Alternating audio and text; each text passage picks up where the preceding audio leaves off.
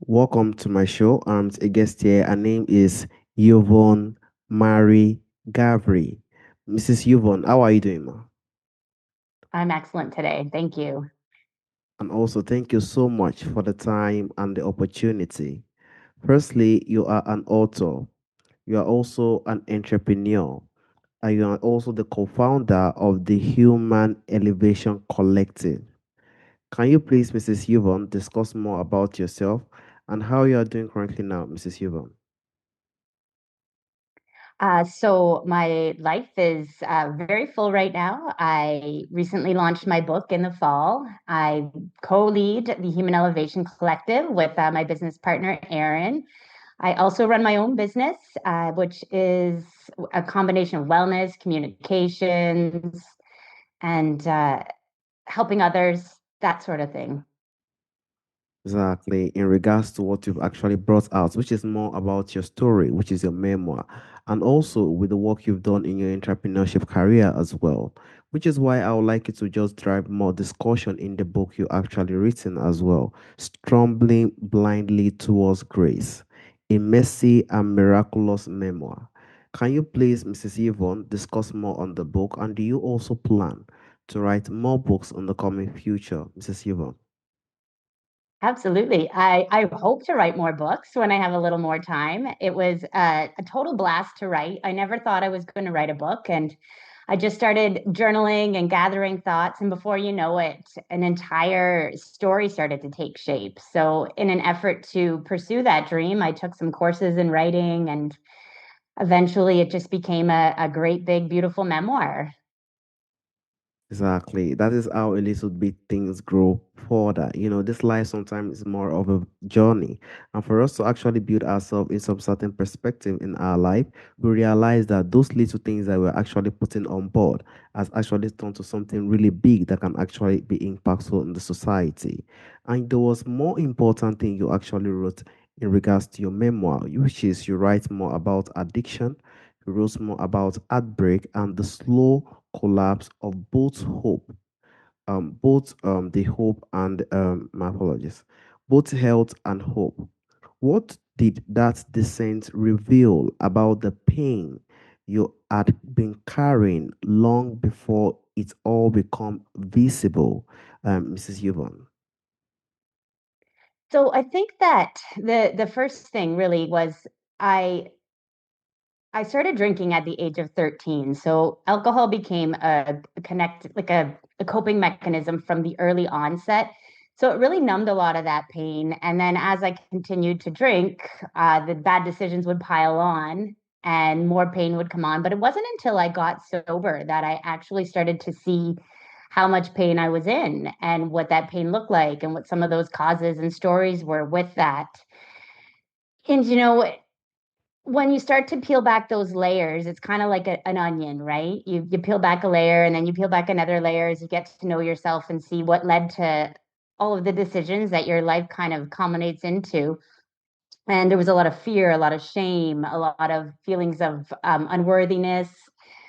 And once I started to peel those back and realize that that's what was going on, it was easier to deal with some of this stuff. And of course, too, when you write a memoir, it means you've lived to tell your story. So there is this piece of it is a hopeful story, right? Everyone's sort of cheering you on right from the get go because they know that you live to write a book about it. But there is hope sometimes in those dark moments. And even at some of those hard times that I had, I always did feel hopeful from time to time. And then there were times where I felt absolutely hopeless. Definitely, and that's the beauty as well. At least it is more of a legacy that has actually been brought out, and also with the experience you've had with drinking and also addiction that you've actually recovered and actually come out more stronger in regards to those perspective, which is what I would like to drive to, which is from childhood wounds, and also you add a lot of adult chaos as well. Your story shows how suffering can be built over time. When did you, or when was that point you begin to see that the breaking point at the parrot, Mrs. Yvonne? So there was actually a moment where it was the fall of 2018, where I all of a sudden realized I was the issue. I'd just recently broken from another traumatic, abusive relationship. I was starting to settle into my new identity as someone with a visual impairment, and things were okay. I knew that I needed to do some work on myself. I probably needed to be in a lot of therapy. And despite that, I met a man, and the red flags were right there. Everything in my inner being said, run from this guy. And instead, I ran to him and I got myself into another bad relationship, despite all of the things that I knew to be true. And that's when the pattern started to really show. I was the pattern. I was the common denominator, myself and alcohol. Like I couldn't blame anything on anyone else. And I had to start taking responsibility for the part that I played in my life. I was the one that was continuing to take these steps into these bad places. And up until that point, humor is a really big part of my memoir. I do find that I started to use it as a coping mechanism. My friends and family had often made jokes about my choice in men, right? Like if there's a mentally ill man in the room, Yvonne's going to find him and he'll fall in love with her. But they weren't laughing anymore. And now everyone was just worried. They were just scared for me. And I had a really hard time walking away from that relationship, even with all of the experiences I'd had before. So that really was a pivotal moment in me realizing that I'm the problem. I've got to figure it out. Exactly. I think you brought out very, very important point, and it is that when we are in a situation and we realize that there is a pattern that keeps repeating, let us give it of an instance of a relationship. We realize that we come back to a relationship and we realize that we actually get into the same situation or we actually get into the same wrong person again. I think it is the right time for us to now remember that we could actually be the issue, the situation. We need to actually give it a sense of reflection back to ourselves and actually fix some things of who we really are as well. Not actually always giving the blame out there. That it is those that are out there, it is just the people that are out there. I think giving the sense of reflection and actually giving the realization that I think I have the issue and it could be alcohol, as you've said earlier, actually gave that pivot. And I am so glad that you had people who are actually more supportive when you are actually going into the point of recovery as well, which is why I also like to drive to the areas where you actually add your rebirth, where you add your recovery, where things start to actually come out positive for you. Spiritual growth, yoga, sobriety, and also community all became part of your rebirth. So, what role did each of those play in helping you rebuild from the edge of collapse, Mrs. Yuva? So I think they're all so intertwined, and the spiritual piece. It started to show up in my life long before I got sober. When I was really sick at the end of my drinking, I could remember being ill on the floor and praying to God for help, not knowing what that would look like. And for me, that help ended up showing up in the sense of community and people. I started to enter the rooms of recovery and attend meetings before I quit drinking. And those people in those rooms gave me hope. They made me believe in myself before I was ready to believe in myself. And then through a series of crazy drunk dials, I managed to get myself into a detox center. And then when I came home, that's when the real work started. That's when I could start to embrace and lean on that community even more. I absolutely had to deepen my spiritual connection with God. That was just something that needed to happen. And then the other communities just started to appear. Yoga became an instrumental part of my recovery. And it opened up this world of healing that I didn't know was possible, from the healing arts, these beautiful community of teachers. Now I also offer Reiki, and there's meditation that like fills my day every single day. And then community, in addition to that, I was able to connect with some of the people in the vision loss community in my area. That was a big part of my whole identity that I've been avoiding, the fact that I'm blind and I may go more blind. And so then in that community, I was able to feel both useful and a part of. So as a member and a volunteer. Exactly, you actually give back, and that is the beauty. After actually all the rebate, you actually dedicate yourself to actually give back to the society, which is one of the beauty of you actually bringing out the book as well, giving back for people to also learn and also actually gain something and also see how they can also play a role in recovery as well. which is very much beautiful. At least the development that's come in and the development is being transcended to those that are actually could be in the position that also need the support as well.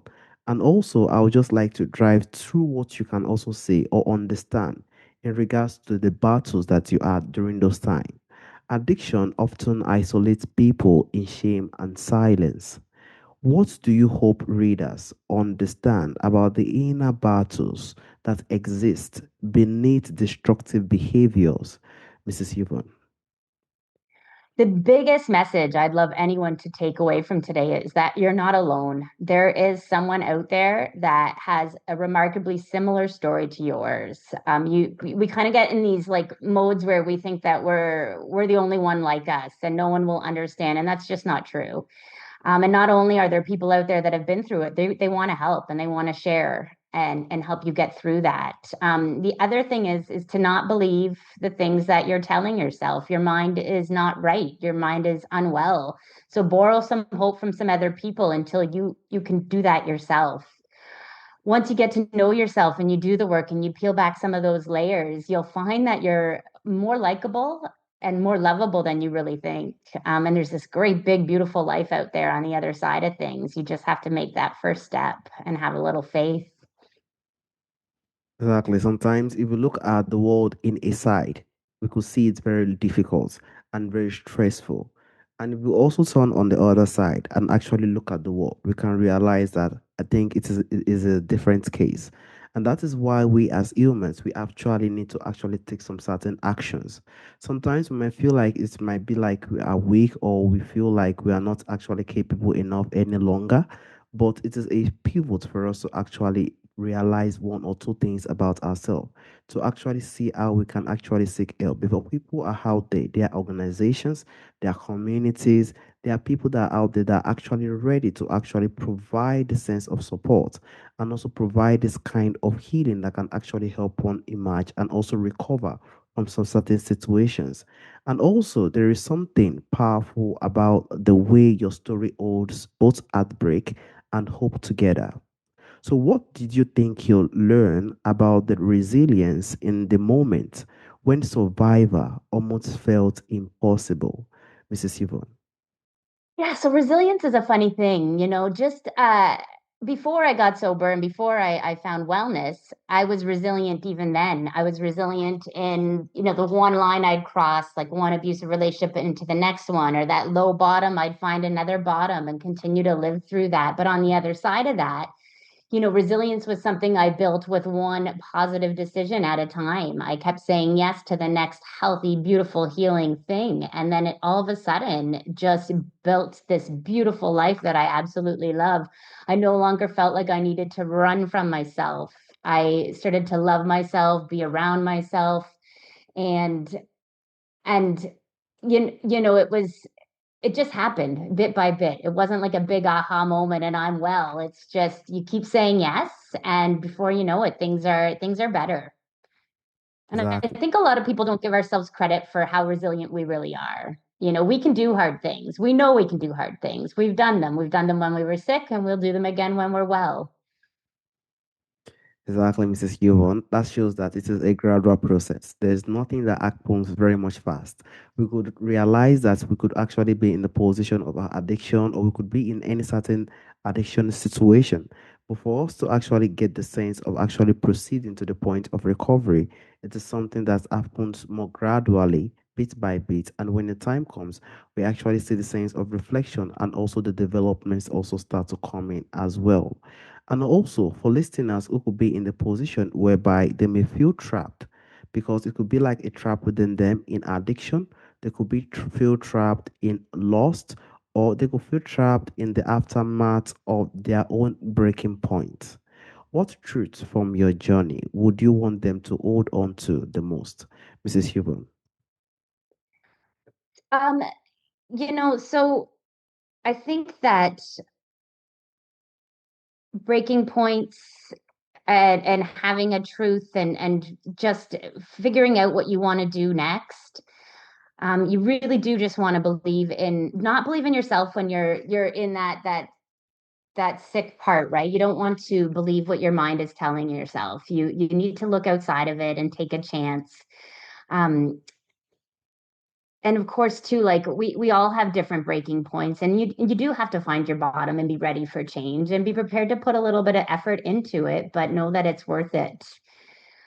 I think that uh, keeping that hope and searching for answers out there, never giving up, looking for something a little bit more because there is a better life out there. Exactly. There are more better life. There are more better situations that we can actually deal with, and also taking our time because, as you said earlier, we have to actually give the decision within ourselves that we want to change. We actually need to accept ourselves that I think I need to make adjustment. I need to see what I can do to actually make some signs of development in my life. And for us to do that, then we actually need to proceed to actually make the effort, proceeding to the effort and actually taking the decisions on the procedures that we can actually use to actually better ourselves and actually see the change. And as you said, the change is very, very helpful in terms of one change in perspective because the way someone sees world will be much different. The way we see everything and also having the support from families and friends will always play a role in the emotion and also the nervous system as well, which shows that there is no one. And also, as you've said earlier, no one is always alone in a Mhm. situation. And for us to actually understand that no matter how this thing is really tough for me, I am not alone in this kind of situation. There are a lot of people who are out there also actually battling something like this and actually giving ourselves the time to actually gradually recover from the situation is really, really immersive and also make us more stronger. And also, we will always have the experience as well. And also, Mrs. Yvonne, there is a question I normally ask during the end of the show. From our forefathers, from our ancestors, there are a lot of beautiful things that do exist during our forefathers' time that is missing in our time today. If there is anyone or anything you would like to bring back to our time today, Mrs. Yvonne, what do you think that thing will be, Mrs. Yvonne? I wasn't ready for that question. I should have been because I knew it was coming. Um, ooh, I think uh, I think that back in the day, we were all forced to. We didn't have cell phones, we didn't have technology, so we were forced to kind of check out and turn inward. And it was respected and veneered a little bit more than it is now, even with like days of rest and taking a step away from all the chaos of life. I would like to see that come back in a more formal and respected way. Exactly. There is always love everywhere, as we always know. But for us to actually make it more conquer, more stronger, is actually more beautiful. And it's also help every single one of us as well. We do understand that community is something that is very difficult to actually see in our time today due to the digital world that we find ourselves today. But despite that, even anyone that is in the position, probably with addiction or loss or grief, there are always people who are out there to actually provide the support and need as well. Whether it is emotional or whether it is actually anything that can actually help one emerge and also become more better. Because we always want the world to heal. We always want the world to actually come out to become more better.